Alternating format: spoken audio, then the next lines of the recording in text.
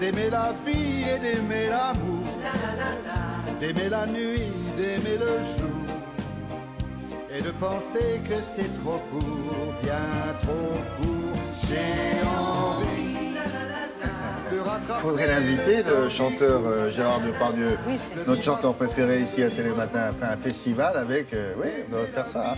Alors, on va s'intéresser à ce festival d'Angers. Figurez-vous que c'est un festival qui a 60... Et quelques. Hein. D'accord, Beaucoup 68, plus. pas loin. C'est un des plus vieux festivals de été, France. Donc c'est à Angers. Et il se renouvelle parce que c'est ça le truc.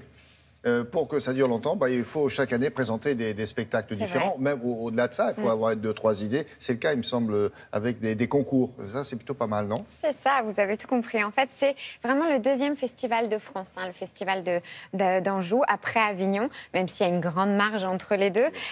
L'idée de ce festival, William, ça va être vraiment le rayonnement culturel dans cette région. C'est-à-dire qu'on va prendre toute la programmation qui a fait la saison théâtrale de Paris et de la France, donc des pièces classiques et contemporaines qui ont beaucoup marché pendant l'année. Vous allez les retrouver dans la programmation de ce festival, jouées en extérieur dans des lieux précieux du patrimoine angevin. Alors des châteaux sur les bords de Loire, les arènes de Douai, les grands théâtres qui font la fierté de la région, etc. Et chaque année, depuis 10 ans, vous le disiez, le festival encourage la jeune génération, une génération de troupes qui n'est pas subventionnée, qui a besoin d'être aidée, d'être visible, d'avoir des belles scènes pour se montrer. En fait, Nicolas Briançon, qui est directeur artistique du festival, s'est dit, voilà, il y a des prix dans les festivals de cinéma. On récompense les beaux films. Pourquoi il n'y aurait pas un prix dans un festival de théâtre? Et c'est comme ça qu'est né le concours des compagnies qui existe maintenant depuis 10 ans. Alors, vous avez d'un côté un prix du jury, un prix des étudiants et un prix d'interprétation. On a rencontré un membre de jury qui s'appelle Yvan Calbera, qui est réalisateur, auteur de théâtre. Nous avons évidemment rencontré Nicolas Briançon et puis Jérémy Lelouet, qui est un auteur et un metteur en scène et qui est à l'initiative d'un Don Quichotte complètement dingue, complètement fou. C'est-à-dire que si vous pensiez avoir vu et revu Don Quichotte de Cervantes, c'est pas du tout le cas. On est dans un truc complètement délirant. Et c'est la troupe qui jouait ce soir-là dans le cadre du concours des compagnies. Je vous laisse découvrir le tout en images.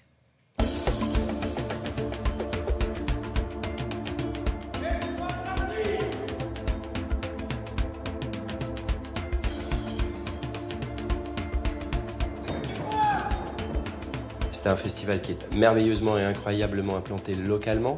Le but des festivals qui se sont créés d'ailleurs dans l'après-guerre, c'était à la fois de valoriser le patrimoine et en même temps d'apporter la culture dans les régions.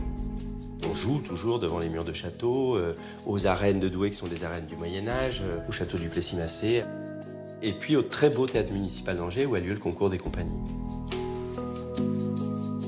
C'est un festival qui a pour but aussi de présenter toutes les formes de théâtre possibles.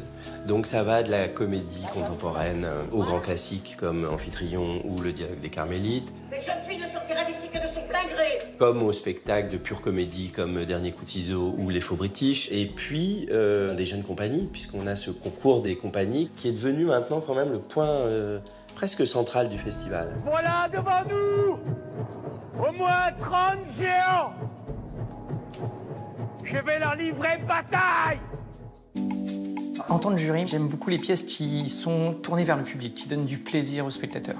Parce que moi, j'aime un théâtre qui est ouvert vers le public. Je regarde pourtant votre amour comme un présent du ciel. C'est que vous ne le voyez pas au grand jour. Je pense que la compagnie qui va gagner, c'est celle qui aura peut-être produit le spectacle le plus cohérent, le plus réussi en termes de jeu, de texte, de direction artistique générale, et qui nous aura provoqué le plus d'émotions, parce que le théâtre, c'est avant tout de l'émotion.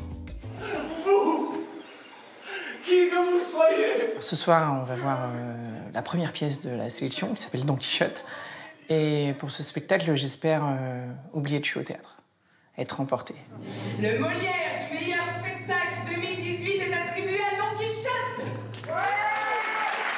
Qu'est-ce que c'était que ce Don Quichotte? On a retrouvé dans ce spectacle ce soir, évidemment, l'œuvre classique, mais on a retrouvé de la satire, du théâtre, même du star system avec des caméras partout. Il y a du Monty Python. Il y a évidemment des liens de parenté, quoi, dans la vision du monde, dans la dérision, dans l'humour et même dans une certaine forme de gravité aussi, de cruauté. Ah, Sancho.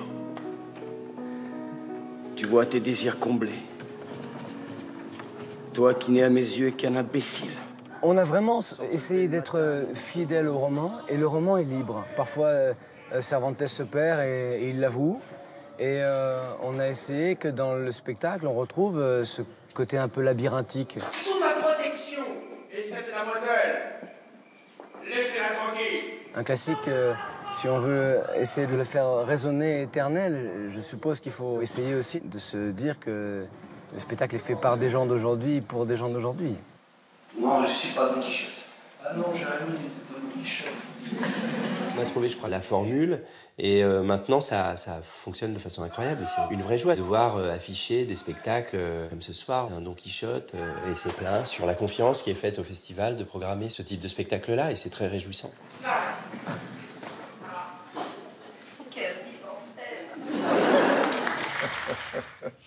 C'est très drôle. Un coup de revolver, Don Quichotte, oui, là. Exactement. Et le gars, le cycliste qui passe, c'est Ah, quoi? il y a quelques anachronismes. Il a un micro au-dessus de la tête, il a... Des caméras, il y a un jeu de scène, on est dans une scénographie complètement hallucinante. Bon, très bien.